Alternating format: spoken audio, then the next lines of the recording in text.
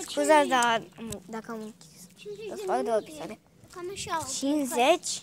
Da. Aproape plecat. Păi nu mai vine.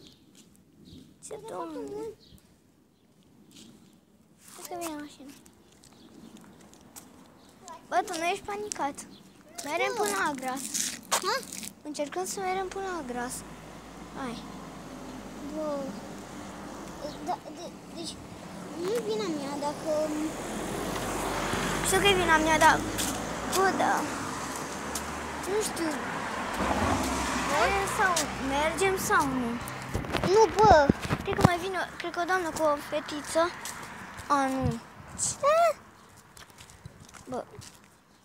Fraților, nu știu ce Da, vine o doamnă cu fetiță. Nu știu ce se... Ui, vine o doamnă cu fetiță, doamne. E bunica noastră, dar... Zicem să sune. Da. Zicem să sune la Ciobi. După aceea Ciobi zice să sune Bă, pe auzi. numărul lui. Bă, tu măcar știi numărul lui Călin, că eu nu știu. Nu, îi zic să sune